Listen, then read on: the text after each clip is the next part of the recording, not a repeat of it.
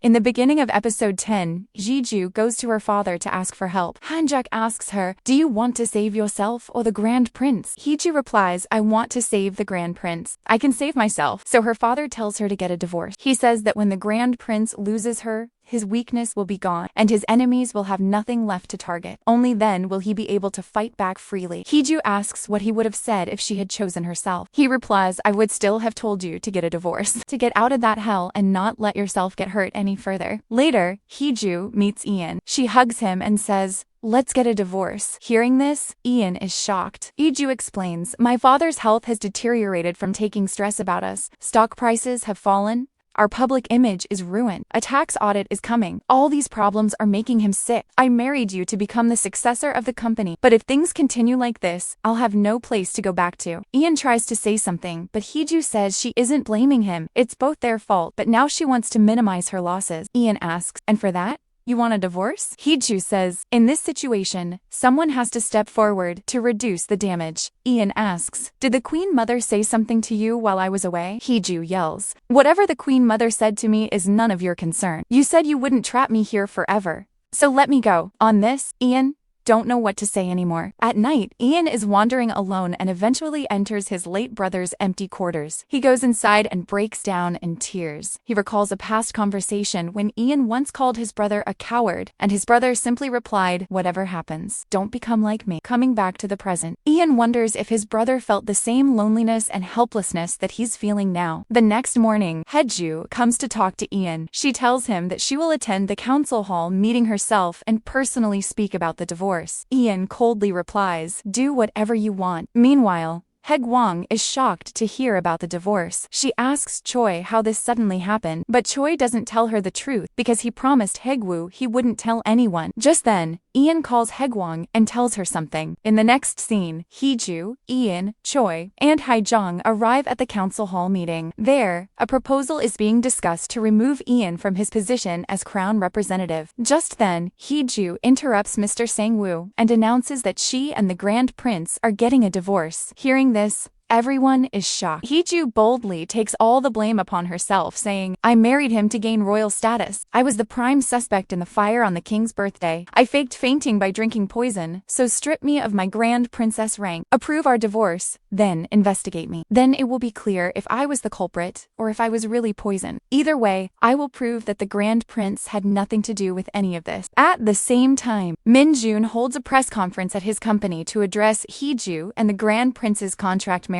Reporters start asking questions. Are the allegations against her true? Did she fake taking poison? Min Jun responds, "My sister, who had everything. Why would she risk her life by drinking poison?" He then shows the contract and explains that it clearly states that after the divorce, Heeju must give up everything she gained due to her royal status. He reminds everyone of the dating scandal. The royal family was against the marriage, and even her family didn't believe they would get married. But the couple proved them wrong because they were so in love. A reporter asks, "Then why include the divorce clause?" Min Jun admits, "I was overly protective of my sister. I believed no love lasts long, so I suggested the contract, and that clause was added at my request." He apologizes for troubling the public, but he warns, "I have saved PDF files of everyone who created false stories, so think carefully before writing anything." Saying this, he leaves. His statement slowly begins turning public opinion in their favor. Back at the meeting, Jung-ho asks if the Grand Prince agrees. Ian looks at Haejong, who signals to him. Just then, some ministers from the royal secretariat arrive, carrying a royal command from the king, an imperial decree. A flashback shows what happened last night. When Ian went to his brother's quarters, he said,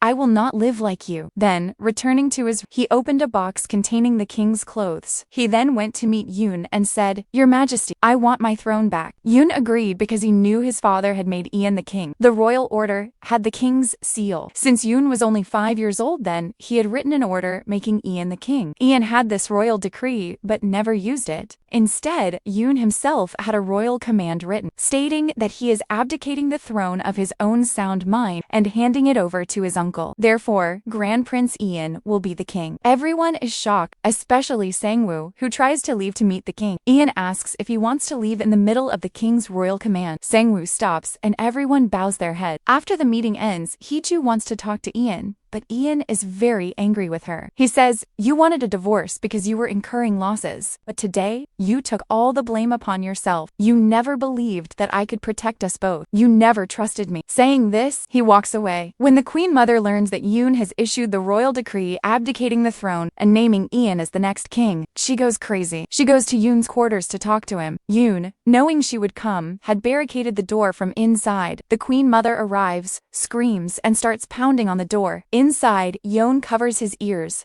remembering a scene where his mother spoke to his father when the palace was on fire, and he heard everything. Then Jung-ho arrives and calms her down. In the next scene, Irene asks how this happened, saying if Ian sits on the throne, he will become king, and Heeju will stay forever, so Jung-ho won't get her. Jung-ho says that won't happen. The Grand Prince must refuse 2 more times. Stop either the king or the Grand Prince before that happens. Meanwhile, I will keep Heeju's poisoning case aside. He's openly blackmailing her. Meanwhile, Heeju feels terrible thinking about Ian. Haejong comes and tells her that Ian has left the palace. Heeju gets worried because his life could be in even more danger as he had refused the command. She calls him, but Ian doesn't pick up. We see Ian driving to a place overlooking the city. Haejong says she will search for him and tells Heeju to stay there. Heeju and Ian both miss each other, remembering the moments they spent together. In the next scene, Haejong talks to Choi, suggesting they go out. Choi asks about Ian. Haejong remembers that for the council hall meeting, Ian had told Haejong his entire plan, that Yoon would abdicate, lock himself in his quarters, and Ian would go to his private residence. Ian had asked her to take care of Heeju in the palace. Choi asks, "Why didn't you tell me earlier?" But she asks him why he didn't tell her earlier that Heeju wanted a divorce. They go out to hang out by the Han River, drinking alcohol. Haejong asks Choi what he likes. Choi shyly says he likes everything the river, alcohol, or her, making both blush. On the other side, Heeju is outside, constantly calling and messaging Ian with no response. Suki is behind her, watching. She tells Heeju one evening the Grand Prince climbed the wall. He was very happy that day, and I later found out it was because of you. I know you were just protecting each other, and the Grand Prince knows that too. There's still time before the gates close. You should go. I will handle things here. Heeju quickly runs out. She gets in her car, messages Ian, and says she's sick. Ian replies that he is at the private residence and will come to the palace tomorrow. Heeju drives at full speed and reaches his private residence. Ian says, "You said you were sick. I told you I'd be back tomorrow." Heeju finally confesses her feelings. "I like you." Saying this, she hugs him. Ian says, "You're confusing me." But Heeju says, "No, you know I like you. I only mentioned divorce to protect you. That's why you were angry." She then kisses him, but thinking Ian doesn't want it, she stopped. But Ian kissed her too, and they both kiss and become intimate. The next morning, Heeju wakes up, but Ian isn't there. Ian comes in from outside, having received a call earlier. He calms her down. Then he tells her, "The king's second royal decree will come today. Stay here until I refuse the 3rd decree. After refusing the 3rd decree, I must accept the king's royal order." But Heeju says, "I thought you wanted to protect the king." Ian says, "No, I want to protect my nephew." He recalls a scene from 3 years ago, when Suki brought him a box from the king containing the king's clothes. He understands his brother wants him to sit on the throne. Then Choi brought terrible news. The king's quarters were on fire, and the king was dead. Right after seeing his older brother's dead body, Ian asked for Yoon to be found. He couldn't save his older brother, but he wanted to save his nephew. In the present, Ian cries and tells Heeju he was late and couldn't save his brother. He wants the throne only to protect his nephew, though the public will think he is greedy for it. Heeju hugs him and says, "You can be greedy to protect your loved ones." She reassures him and says she will stay with him. On the other hand, protests are still going on outside the palace. Ian arrives, and a court lady tells him the Queen Mother is calling him. He goes alone to meet her. The Queen Mother tells him to refuse becoming king, saying, Yeon is only 8 years old. He issued the decree without thinking. But Ian says that's exactly the issue. He's not capable of being king. He never wanted it, but you still keep him on the throne like a puppet, imposing your will on him. Until now, I stood behind my nephew, but now I will stand in front of him. The Queen Mother starts screaming in anger. Ian says,